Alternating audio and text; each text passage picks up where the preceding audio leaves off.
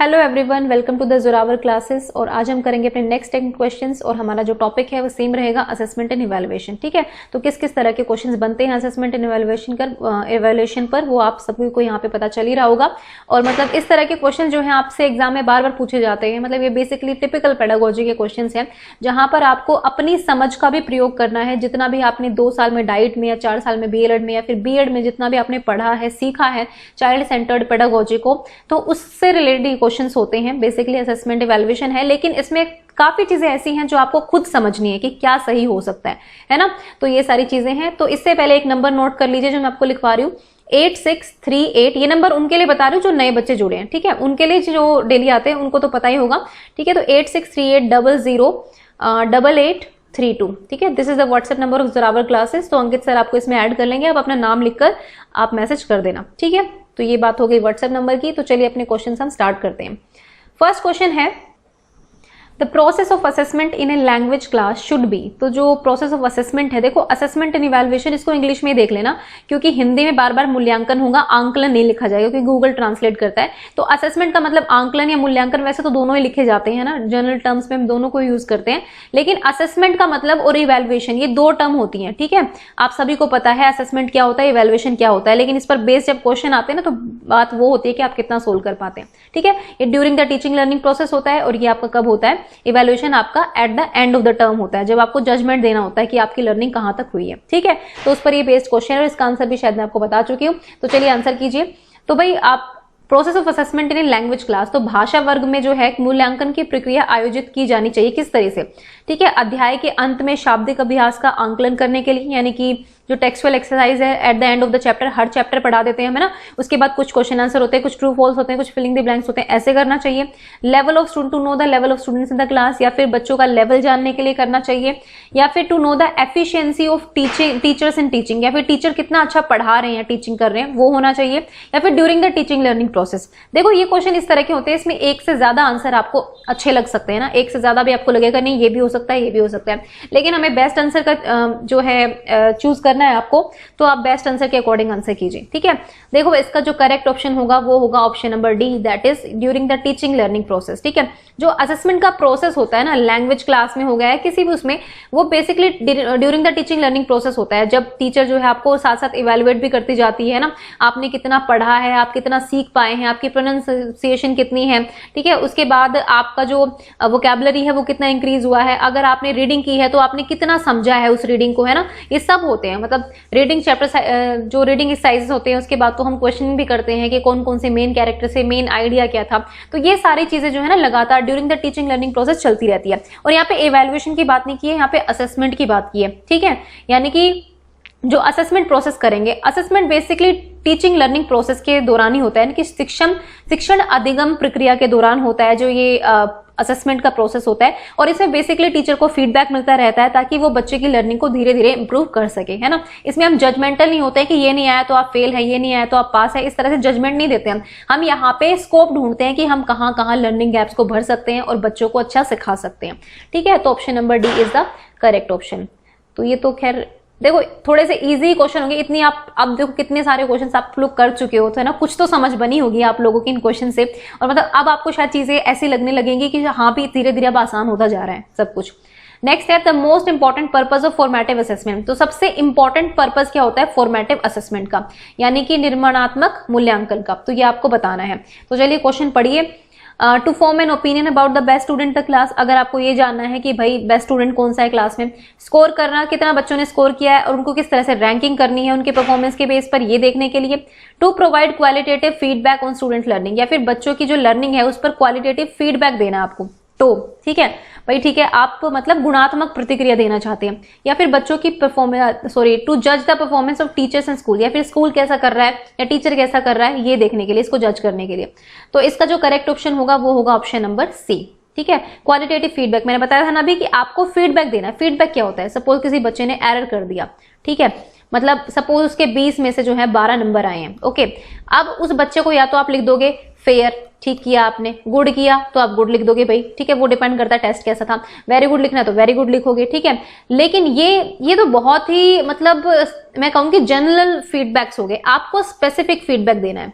ठीक है। Specific feedback का मतलब क्या होता है, आप बच्चे को बुलाओगे अपने पास और कहोगे बेटा देखो आपने यहाँ पर थोड़ा सा एरर था, आप इस चीज को फिर से देखना है एक बार, फिर आप थोड़ा सा एक्सप्लेन करोगे, समझाओगे। ठीक है, हो सकता है आप पीयर असेसमेंट करवाओ, किसी पीयर के साथ उसको बिठा दो कि देखो इसने ऐसे किया था, आपको देखो कि आपने कौन सी गलतियां की है, आप उसमें सुधार कर सकते हैं कि नहीं कर सकते हैं। मतलब एक लॉन्ग फीडबैक कह सकते हैं इसको, मतलब लंबा सा फीडबैक देना है। ऐसा नहीं कि आपने कह दिया हाँ वेरी गुड, अच्छा किया, ठीक है, और इंप्रूव करना, कैन डू बेटर, ये सब चीजें ना ट्रेडिशनल हो चुकी हैं। तो मतलब इस तरह का फीडबैक देना है जो बच्चे को हेल्प करे उस चीज को समझने में, ना कि डरने में कि अरे ये तो गलत हो गया, फिर ये तो पुअर मिल गया मुझे, वेरी पुअर मिल गया। इससे नहीं होता। मतलब आपको एक फीडबैक अच्छे तरीके से बच्चों को देना है, क्वालिटेटिव देना है, गुणात्मक होना चाहिए। ठीक है, कि हाँ आप बहुत बेहतर कर सकते हैं अगर आप इसमें सुधार कर लेंगे, आप इस तरह की चीजें और अच्छी कर सकते हैं अगर आप ये तरीका अपनाते हैं। तो मतलब इस तरह का फीडबैक आपको देना है। ओके, तो ये क्वालिटेटिव फीडबैक इसको कह सकते हैं। नेक्स्ट देखते हैं असेसमेंट इज। तो असेसमेंट क्या है? ठीक है, जजमेंटल है, प्रोडक्ट ओरिएंटेड है, प्रोसेस ओरिएंटेड है, both process and product oriented है, ये बताना है। तो फिर से असेसमेंट ही है। ठीक है, इसको आंकलन भी बोलते हैं। तो प्लीज हिंदी मीडियम वाले बच्चे ये ना सोचे कि यहाँ पे मूल्यांकन लिखा है तो ये इवैल्यूएशन होगा। आप इंग्लिश वर्जन को बेस्ट सही माने। ठीक है, क्वेश्चन पेपर्स भी जब आते हैं ना तो उसमें बोला जाता है इंग्लिश वर्जन को आप सही माने, क्योंकि हिंदी में थोड़ी डिस्पैरिटीज होती है क्योंकि गूगल ट्रांसलेट होती है ना, तो वो अपने अकॉर्डिंग देखते हैं। तो देखो असेसमेंट क्या है, जजमेंटल है भाई, जज करने के लिए है। प्रोडक्ट क्या होता है, आपने कुछ इनपुट डाला है यहाँ से, ठीक है, तो आपको जो आउटपुट मिलता है, ठीक है, जो आउटपुट मिला आपको ये प्रोडक्ट के रूप में मिलता है, कुछ ना कुछ मिलेगा आपको। ठीक है, ये आपका प्रोसेस हो गया बीच का, ये आपका प्रोसेस, आप इनपुट आपने डाल दिया है, उसके बाद ये प्रोसेस चलता रहता है। उसके बाद जो फाइनल प्रोडक्ट होता है वो हमारा प्रोडक्ट होता है। ठीक है, जैसे हम कहते हैं ना कच्चा माल हम लगाते हैं, उसके बाद हमारे पास जैसे एक शर्ट की बात करें तो शर्ट मार्केट में जब आपके पास आ जाती है ना तो आपका वो प्रोडक्ट होता है फाइनल। अब उसमें आप कोई सुधार नहीं कर सकते, आपको खरीदने तो खरीदो, नहीं खरीदे तो मत खरीदो। ठीक है, मतलब ये है, उसको वापस जाके उधेड़ के या फिर दोबारा बटन नहीं लगाएंगे या ये नहीं करेंगे, मतलब वो ठीक है उसमें डिफेक्ट आ गया तो वेस्ट हो जाती है ना, उस चीज को अलग ही कर देते हैं। तो ये करना है। ठीक है, तो बताओ फटाफट क्या होगा, जजमेंटल होगा, प्रोसेस ओरिएंटेड, प्रोडक्ट ओरिएंटेड, या फिर दोनों होगा? देखो इसका जो करेक्ट ऑप्शन होगा वो होगा ऑप्शन नंबर सी।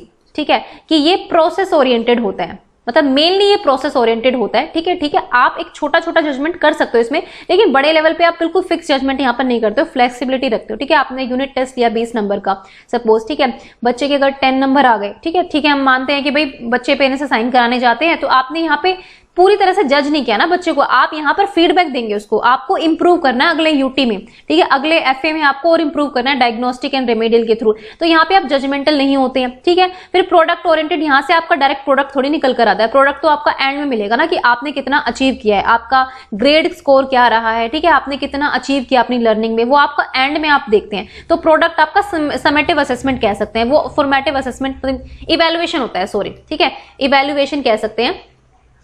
इवैल्यूएशन हम कह सकते हैं कि आपका प्रोडक्ट ओरिएंटेड होता है, जो समेटिव असेसमेंट भी इसी में आता है ऑलमोस्ट। ठीक है, तो यानी कि यहाँ पे असेसमेंट होती है, आप इसको फॉर्मेटिव असेसमेंट से समझना जब खाली असेसमेंट आए, क्योंकि असेसमेंट जब आ जाता है दैट मीन्स कि एक और टर्म हमें समझनी जरूरी है, इवैल्यूएशन। तो यहाँ पे असेसमेंट के पर्सपेक्टिव में देखें तो असेसमेंट किस लिए करते हैं हम, ताकि बच्चों को टीचिंग लर्निंग जो एक्टिविटी है उसके दौरान जो इसको फीडबैक दिया जा सके, हम अपनी प्रक्रिया में सुधार कर सके कि हम सही डायरेक्शन में जा रहे हैं कि नहीं जा रहे हैं, उसमें चेंज थोड़ा सा ला सके। अगर प्रोडक्ट ही फाइनल निकल कर आ गया तो उसमें कोई गुंजाइश नहीं रहती है, तो उस दौरान आप असेसमेंट नहीं कर सकते। असेसमेंट के लिए आपको प्रोसेस ओरिएंटेड होना जरूरी है। ठीक है, तो option number C is the right option. Next देखते हैं, a teacher after completing the chapter ask the student some questions to review their learning and check their understanding. भाई एक टीचर है, उसने चैप्टर कंप्लीट करा दिया है, सपोज चैप्टर पढ़ाया है फार्मिंग पर कोई चैप्टर था, ठीक है, ईवीएस का एग्जांपल लेते हैं, फार्मिंग पर एक चैप्टर था, टीचर ने पढ़ा दिया भाई फार्मर के फ्रेंड कौन होते हैं, फार्मिंग हम किस किस तरीके से कर सकते हैं। उसके बाद जो है बच्चों से पूछा कुछ question to review their learning and check their understanding. तो मतलब कहने का मतलब ये है कि इस चैप्टर के ऊपर बेस्ड ही है भाई ये क्वेश्चंस। ठीक है, इस चीज को आप याद रखना। ठीक है, इस चैप्टर के ऊपर ही ये रिव्यू कर रहे हैं टीचर जो है लर्निंग को, कितनी लर्निंग हुई है, कितनी अंडरस्टैंडिंग हुई है, कॉम्प्रीहेंशन कह सकते हैं आप इसको, अंडरस्टैंडिंग को। ठीक है, तो ब्लूम्स टैक्सोनॉमी पढ़ी है ना आपने, ब्लूम्स टैक्सोनॉमी, तो कहीं ना कहीं वहां से आप रिलेट कर सकते हैं इस क्वेश्चन को। ठीक है, अब देखो ये हाइपर ऑर्डर तो कुछ होता नहीं है ना, फिर हायर ऑर्डर आ गया, मतलब जिसमें हायर ऑर्डर स्किल्स आपकी प्रॉब्लम सॉल्विंग होती है, रीजनिंग होती है, प्रेडिक्शन होता है, ये सब हायर ऑर्डर में आता है। अब बात करते हैं मिडिल ऑर्डर की, तो मिडिल ऑर्डर तो यहाँ पर नहीं होगा, ठीक है। उसके बाद लोअर ऑर्डर की बात करें तो बिल्कुल देखो ब्लूम की टैक्सोनॉमी अगर आपने पढ़ी है तो ये होता है इस तरह से, ठीक है। तो हायरार्की में ये सबसे टॉप का ऑर्डर है, ये आपका लोअर लेवल है, लोअर ऑर्डर कह सकते हो, ये आपका मिडल ऑर्डर कह सकते हो वैसे, ठीक है। लेकिन बेसिकली हम हायर और लोअर की बात करते हैं। तो आपको चलो मैंने हिंट दे दिया है, बी और डी में से कौन सा ऑप्शन होगा ये आपको बताना है, हायर ऑर्डर है कि लोअर ऑर्डर थिंकिंग स्किल्स है, ठीक है। तो देखो ये है आपकी लोअर ऑर्डर थिंकिंग स्किल्स, जो रिमेंबरिंग होता है ना, फैक्ट्स को रिमेंबर करना या फिर अंडरस्टैंड करना, ठीक है, मतलब कॉम्प्रीहेंशन करना, समझना, चीजों को समझकर आंसर करना, अंडरस्टैंडिंग। आपने चैप्टर पढ़ा फार्मिंग पर, आपको जितना समझ में आया आप वही बोलेंगे, ठीक है। ये फार्मिंग तक लिमिटेड है आपकी सोच यहाँ पर, ठीक है। लेकिन अगर हम कुछ और ऐसा टॉपिक दे देते जो बच्चों ने कभी पढ़ा नहीं है, जिनको नया चीज सोचनी है, प्रेडिक्ट करनी है, रीजनिंग लेवल होनी है उस पर, ठीक है, उनको कंस्ट्रक्ट करना है, जनरेट करना है, तो वो चीज होती है आपकी हायर ऑर्डर थिंकिंग स्किल्स। लेकिन यहाँ पे जस्ट एक चैप्टर पढ़ा है, उसके ऊपर आपको रिव्यू करना है, अपनी अंडरस्टैंडिंग की तरह से चेक करनी है यहाँ पर, ठीक है। तो इसलिए ये होगी आपकी लोअर ऑर्डर थिंकिंग स्किल्स, जिसमें आपका रिमेंबरिंग हो सकता है, जिसमें आपका कॉम्प्रीहेंशन हो सकता है, फिर अंडरस्टैंडिंग हो सकती है, ठीक है। तो option number D is the correct option. चलिए नेक्स्ट देखते हैं। A teacher divides her class into pairs to exchange their notebooks and make corrections as per the direction of the teacher, ठीक है। भाई आपको पता है कि सिटिंग अरेंजमेंट पे एक बच्चा यहाँ बैठता है, एक बच्चा यहाँ बैठता है, तो सब लोग ऐसे बैठे हैं, ठीक है। अब टीचर ने कहा, डिक्टेशन लिया, जो कुछ भी किया, ठीक है, उसके बाद टीचर ने कहा चलो अब एक्सचेंज कर लो, टाइम अप, एक्सचेंज करो नोटबुक्स को, और अब आप सब लोग जो है एक दूसरे का चेक करोगे। टीचर ने ब्लैक बोर्ड पे करके दिखा दिया कुछ कुछ, ठीक है, ये 10 वर्ड मैंने आपको दिए थे, अब फटाफट सब एक दूसरे का चेक करो, तो सब लोग एक दूसरे का चेक करेंगे। तो इस तरह की चीज को हम क्या बोलते हैं, इंडिविजुअल असेसमेंट है, पीयर असेसमेंट है, सेल्फ असेसमेंट है या ग्रुप असेसमेंट है, ये आपको मुझे बताना है। ये बहुत इजी क्वेश्चन है, आई थिंक कि सब आंसर सही कर ही देंगे इसका, है ना। तो इसका करेक्ट ऑप्शन होगा option number B, peer assessment, ठीक है, क्योंकि आप उसके साथी से चेक करवा रहे हैं, है ना, पीयर असेस कर रहा है उसको। पीयर भले ही टीचर की गाइडेंस के अकॉर्डिंग असेस कर रहा है, लेकिन असेस तो कर रहा है ना भाई। पीयर इतना कैपेबल तो नहीं होता कि बिल्कुल पूरा ही असेस कर लेगा, वो टीचर की गाइडेंस के अंडर जो है असेस करेगा। इससे क्या होगा ना कि टीचर पीयर असेसमेंट भी करवा देगी, साथ ही साथ थोड़ा टाइम भी बचेगा टीचर का, क्योंकि सारी कॉपी को एक साथ जब वो करने बैठेगी चेक, तो उसको थोड़ा सा मतलब ये होता है ना कि फिर क्लास में कुछ और एक्टिविटी देनी होती है, मतलब आप टाइम बचा सकते हो यहाँ पे। और साथ ही साथ बच्चों को थोड़ा सा ये भी रहता है, हाँ भी मेरे दोस्त ने चेक किया, वो ध्यान से बच्चे चेक करते हैं, मतलब गलतियां नहीं छोड़ेंगे कभी भी। आप देखना कि जब वो मतलब थोड़ी सी भी गड़बड़ रह जाते हैं तो मैडम से पूछना है कि मैडम इसने एक ही वर्ड गलत किया है, अब इसमें क्या करना है, पूरा गलत कर दूं कि क्या कर दूं, तो ऐसी चीजें भी होती हैं। तो पीयर असेसमेंट है ये, ठीक है। तो ये आपका हो गया। नेक्स्ट देखते हैं। नेक्स्ट है Kavita notes down the errors committed by the learners of the class and discuss them in a fortnight, ठीक है। फोर्टनाइट मतलब पखवाड़ा बोलते हैं, यानी 15 दिन कह सकते हैं, 15 दिन या 2 हफ्ते का टाइम जो होता है उसको हम पखवाड़ा कहते हैं, ठीक है। जैसे हिंदी पखवाड़ा मनाते हैं ना, फिर स्वच्छता पखवाड़ा मनाया जाता है, मतलब गवर्नमेंट ऑफिस में मनाया जाता है। Kavita notes down the errors committed by the learners, भाई उसने देख लिया कि बच्चों ने क्या क्या गलतियां करी हैं of the class and discusses them in once fortnight, उसको डिस्कस करिए एक पखवाड़े में, तो 15 दिन में एक बार जो है वो डिस्कस कर लेते कि भाई ये एरर्स आप लोगों ने करी थी और इस तरह की चीजें थी, ठीक है। तो कौन सी प्रैक्टिस वो कर रही है ये आपको बताना है, ठीक है। ये भी क्वेश्चन का आंसर मैं आपको शुरू में कर दे चुकी हूँ, समझा चुकी हूँ, तो आई होप कि ये भी आप क्लियर कर देंगे बिल्कुल। तो ये क्या हो रहा है, फीडबैक प्रोवाइड कर रही है, इवैल्यूएशन प्रोवाइड कर रही है, असेसमेंट कर रही है, या फिर एरर करेक्शन कर रही है, ठीक है, ये आपको बताना है। तो देखो यहाँ टिपिकली यहाँ पे क्या हो रहा है, प्रोवाइडिंग फीडबैक, तो भाई वो एरर्स पर डिस्कशन करिए कि बेटा आपने ये एरर किया था, ठीक है, इसमें इस तरह की 5-6 बच्चों ने इस तरह का एरर किया, एक बच्चे ने इस तरह का एरर किया, 2 बच्चों ने इस तरह का एरर किया, देखो इन एरर्स को हम कैसे देख सकते हैं, इनमें कैसे हम सुधार कर सकते हैं। ये क्या होता है, ये फीडबैक होता है, ठीक है। फीडबैक प्रदान करना है एक तरह से। फीडबैक को हिंदी में क्या कहते हैं आप लोग देख लेना, है ना, आपस में देख लेना, तो वो चीज देख लेना। तो प्रोवाइडिंग फीडबैक, तो यहाँ पर टीचर जो है फीडबैक कर रही है, it is a part of assessment, ठीक है, पार्ट ऑफ असेसमेंट है, ठीक है। लेकिन गाइस ये मत सोचना कि यहाँ पे असेसमेंट आंसर होगा, यहाँ पे टिपिकल एक एग्जांपल दिया हुआ, ये स्पेसिफिक एग्जांपल है ना, जनरल नहीं है कि जिसमें आपको लगा देना सीधे असेसमेंट, नहीं। असेसमेंट का भी कौन सा पार्ट है, ये प्रोवाइडिंग फीडबैक। जैसे कि वो कहते हैं ना कि जब आप एसिमिलेशन अकोमोडेशन वाले क्वेश्चन आते हैं, ठीक है, तो अडेप्टेशन भी आ जाता है, तो उसमें जब टिपिकल एसिमिलेशन का एग्जांपल है तो आपको एसिमिलेशन पर टिक करना पड़ेगा, भले ही वो एडेप्टेशन का पार्ट है, भले ही वो पियाजे की थ्योरी का पार्ट है, लेकिन एग्जांपल देखना है ना कि वो एग्जांपल टिपिकल किस चीज से रिलेटेड है, क्योंकि ऑप्शन जो होते हैं वो स्पेसिफिक होते हैं, है ना, विशिष्ट होते हैं। तो option number A is the correct option, ठीक है। चलिए नेक्स्ट देखते हैं। नेक्स्ट क्वेश्चन है, a child studying in class 3 says I drank water, तो बच्चे ने क्या कहा कि मैंने पानी पिया, ठीक है, लेकिन यहाँ पे उसने एक गड़बड़ कर रखी है जो आप लोगों को नजर आ रही होगी, ठीक है।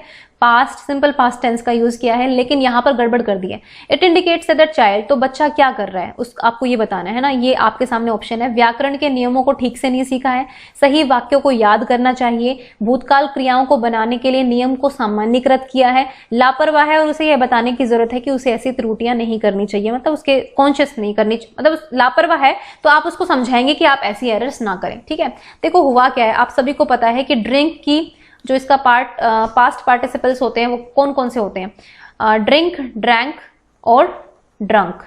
ठीक है, लेकिन जब हमारे मोस्टली वर्ब्स जो होती है, जैसे टॉक की एग्जांपल दूं, वॉक का एग्जांपल दूं, ठीक है, या फिर बहुत सारी है, मेरे को भी सारी एग्जैक्टली याद नहीं आ रही, तो सब में मोस्टली ईडी लगता है, ये आप सबको पता है ना, मोस्टली में ये लगता है। कुछ के रूल्स अलग हैं, जैसे ये इरेगुलर आ गई है ना, ये रेगुलर सी थोड़ी सी, तो इनमें क्या है कि इनके रूल अलग होते हैं। ड्रिंक हो गया, ड्रैंक हो गया, ड्रैंक, फिर गो वेंट गोन होती है ना, गो वेंट गोन होती है, तो ये आपकी इरेगुलर जो है पास्ट फॉर्म्स है, लेकिन ये सारी रेगुलर में ईडी लग जाता है। ठीक है, तो बच्चे जो है मोस्टली ये चीज देखते हैं, इसके एग्जाम्पल ज्यादा देखते हैं, बुक्स में देख लीजिए या फिर कहीं मैगजीन में देख लीजिए, ये ज्यादा पढ़ते हैं। तो बच्चे ने क्या किया, उसने सोचा कि ठीक है भाई ये ड्रैंक भी उसने पढ़ा हुआ है, लेकिन उसने ईडी लगा दिया उठाकर। ठीक है भाई, ड्रिंक ड्रैंक ड्रंक नहीं होता, हम ईडी लगाएंगे। अगर वो ड्रंक भी लिखता तो भी वो ईडी लगा देता, जिस हिसाब से इस बच्चे की सोच चल रही है।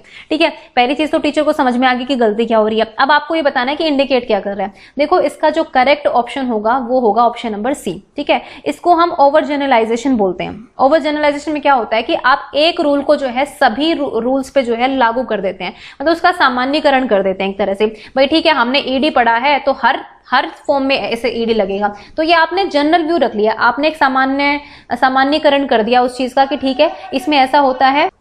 ठीक है, तो मतलब सामान्यीकरण कर दिया गया है बच्चे के द्वारा, ओवर जनरलाइज कर दिया गया है, मतलब उसको इतनी जरूरत नहीं थी बट उसने जनरलाइज कर दिया इस चीज को। ठीक है, तो this is the right option. ऐसी चीजें बच्चे बहुत करते हैं, मतलब ये तो इसमें है, मतलब एक दो चीजें और होती है, मुझे भी एग्जैक्टली याद नहीं आ रही है, वो लैंग्वेज और टीचिंग में पर्टिकुलरली होता है ये ओवर जनरलाइजेशन का कॉन्सेप्ट। खैर छोड़िए, वो जब लैंग्वेज के क्वेश्चन लेंगे तब उसको डिस्कस कर लेंगे। ठीक है, अभी मेरे को बिल्कुल ध्यान से निकल गया, अभी याद था और एकदम से निकल गया। चलो कोई बात नहीं, चलो बाद में बता दूंगी आपको ये चीज। ठीक है, नेक्स्ट क्वेश्चन देखते हैं। 8th क्वेश्चन है आपका, after reading a story on fish. भाई फिश पर एक स्टोरी पढ़ी, ठीक है बच्चों ने। If a teacher ask children to answer, imagine you are a fish in a pond, what do you see around you. तो बच्चे ने कहा कि आप सोचो कि आप एक मछली हो। ठीक है, आप एक मछली हो और आपके एक तालाब में मछली हो, तो आप अपने आसपास क्या चीजें देखते हो। तो ये किस चीज का एग्जाम्पल है, किस तरह का क्वेश्चन किया है टीचर ने, ये आपको बताना है। ठीक है, तो चलिए आंसर कीजिए इसका। कॉम्प्रीहेंशन क्वेश्चन है, मतलब बोधात्मक, जिसको हम कहते हैं ना अंडरस्टैंडिंग बेस्ड है। क्लोज टाइप है, मतलब क्लोज टाइप का आपको पता है एमसीक्यू वगैरह, तो ये तो हो ही नहीं सकता एमसीक्यू ट्रू फॉल्स, तो ये बिल्कुल नहीं होगा। ओपन एंडेड क्वेश्चन है या फिर मल्टीपल चॉइस क्वेश्चन है, तो मल्टीपल चॉइस भी नहीं होगा, है ना, इसी का पार्ट है। तो बी और डी तो हटा दो आप इसको। अब देखो बात आती है ए और सी के बीच में। तो कॉम्प्रीहेंशन का एग्जांपल मैं पीछे जो क्वेश्चन कराया था ना मैंने, वो आपको कि उसने एक चैप्टर पढ़ा फार्मिंग वाला, जो भी था वो एग्जांपल देता, वो कॉम्प्रीहेंशन का एग्जांपल था, क्योंकि एक चैप्टर पढ़ा उस पर बेस्ड था वो क्वेश्चन। लेकिन यहाँ पर हुआ क्या, आप कहोगे कि ये भी बेस्ड है, ये बेस्ड नहीं है, ये एक्सरसाइज के क्वेश्चन या उसका टेस्ट नहीं लिया जा रहा है, यहाँ पर उसको इमेजिन करने को बोला जा रहा है। ठीक है, यहाँ पर प्रिडिक्शन है। प्रिडिक्शन जब हम करते हैं तो कुछ नई चीज आप क्रिएट करते हो। ठीक है, तो ये हायर ऑर्डर स्किल आ गई। ठीक है, यहाँ पर सिर्फ कॉम्प्रीहेंशन नहीं हुआ है, यहाँ पर आपको फिश की जगह पर खुद को सोचना है और एक नई सिचुएशन आपको सोचनी है और उस पर आपको बताना है कि आप क्या देख रहे हो। ठीक है, चैप्टर अपने फिश पर पढ़ा है, लेकिन ये जो क्वेश्चन है ना, ये पर्टिकुलरली आपका प्रिडिक्शन का क्वेश्चन है, इमेजिनेशन का क्वेश्चन है। और इमेजिनेशन जहां पर आ जाती है वहां पर आप क्रिएट करते हैं कोई नई चीज। ठीक है, ये हायर ऑर्डर स्किल्स आती है, ये है ओपन एंडेड क्वेश्चन। ठीक है, यहां पर आपको अपने अकॉर्डिंग सोच के बताना है कि क्या होगा। हो सकता है चैप्टर में ऐसी चीजें हो सकता है ना भी हो, आप अपने अकॉर्डिंग कुछ और बताएं। ठीक है, तो सिर्फ चैप्टर के बेस पर अंडरस्टैंडिंग नहीं है। अगर वो ये पूछना ना कि भाई इस फिश में, जो इस स्टोरी में जो फिश थी वो उसका क्या रोल था, वो किस टाइप की फिश थी, तो ये आपका कॉम्प्रीहेंशन पर आ जाता है। ठीक है, लेकिन यहां पर क्वेश्चन जो है आपको अपने आप से इमेजिन करना है, क्रिएट करना है। तो option number C is the right option. Open ended question है, इसमें कोई भी आंसर, कितना भी आंसर, कैसा भी आंसर कर सकता है। ठीक है, ओपन एंडेड क्वेश्चन यही होते हैं। नेक्स्ट देखते हैं, summative assessment in science should mainly focus on. तो जो समेटिव असेसमेंट होता है साइंस में, उसको किस पे फोकस होना चाहिए। देखो स्टैंडर्डाइज टेस्टिंग का पार्ट होता है समेटिव असेसमेंट, मैंने आपको बताया था। ठीक है, पिछली वीडियो में। तो diagnosis the areas of learning difficulties of student, तो आपको बच्चों की लर्निंग डिफिकल्टी निकालती है, तो ये तो नहीं होगा क्योंकि ये एफए का पार्ट है ना, आप सभी को पता है।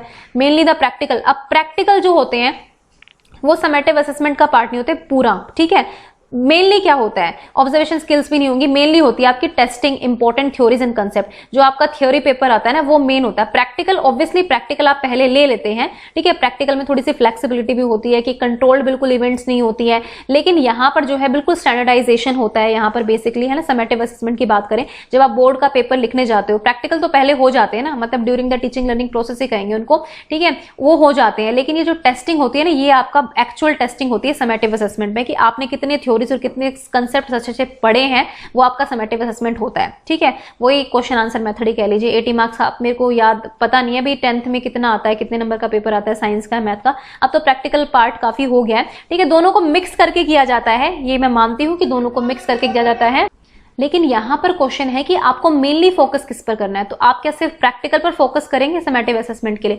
समेटिव असेसमेंट जाना ही अपने पेन पेपर टेस्ट के लिए जाता है, ठीक है। तो option number D is the correct option. Okay, तो ये मत समझना कि भाई प्रैक्टिकल भी असेसमेंट होता है प्रैक्टिकल का ऑब्वियसली, लेकिन उसमें फिर भी फ्लेक्सिबिलिटी होती है, बट समेटिव में नहीं होती है। और बेसिकली समेटिव असेसमेंट को हम पेन पेपर टेस्ट के नाम से जानते हैं मोस्टली जो होता है। नेक्स्ट है कि when a cook taste a food during cooking it may be a kind of, भाई कुक खाना बनाते बनाते टेस्ट कर रहा है खाने को, तो ये किस तरह का असेसमेंट होता है ये आपको बताना है, ठीक है। ये थोड़ा सा अजीब सा तो क्वेश्चन नहीं है, मतलब ठीक है, मुझे अच्छा लगा क्वेश्चन इसलिए मैंने ले लिया आप लोगों के लिए। तो बताओ फटाफट क्या होगा? Assessment of learning, assessment for learning, assessment as learning, assessment at learning, ये तो होता नहीं है ना। As learning, of learning, for learning, तो इनमें से बताना है। तो इसका जो करेक्ट ऑप्शन होगा वो होगा option number B, assessment for learning, है ना। आप लर्निंग के लिए असेसमेंट कर रहे हैं, दिस इज फॉर्मेटिव असेसमेंट। आप चखेंगे, आपको लगेगा नमक कम है तो आप और नमक डाल देंगे, है ना। मतलब आपका फीडबैक क्या आएगा कि आप और नमक इनपुट करेंगे उसके अंदर, और फिर फाइनल प्रोडक्ट जो निकल कर आएगा वो आपका समेटिव असेसमेंट होगा। अब जजेस के सामने वो खाना रखा है ना, अब आपको टेस्ट करना है। फिर अब मान लो रेस्टोरेंट पे हैं आप कुक, तो आप जब आपने लोगों के सामने रख दिया खाना, तो वो आपका फाइनल इवैल्यूएशन, अगर गंदा होगा तो पब्लिक जो गंदे रिव्यूज देंगे आपको, है ना। लेकिन आप उसको फिर चेंज नहीं कर सकते, भाई उन लोगों ने तो खा लिया ना, उन्होंने तो अपनी धारणा बना ली ना कि भाई गंदा खाना था कि अच्छा खाना था। तो this is the kind of formative assessment. Okay, oh God ये क्या आ गया। एनीवेज, तो गाइज ये थी आपकी आज की वीडियो ऑन 10 क्वेश्चंस, ठीक है। आई होप कि आपको अच्छी लगी होगी। और मतलब इन क्वेश्चंस की प्रैक्टिस से क्या होता है ना कि आपकी एक समझ डेवलप होती है जो बहुत ज़्यादा इंपॉर्टेंट है आपके पेडागोजी पार्ट के लिए, ठीक है। तो पढ़ते रहिए और स्वस्थ भी रहें, सुरक्षित भी रहें। त्योहारों का माहौल है तो अपने आप को सुरक्षित भी रखें। And thank you for watching the Zorawar classes.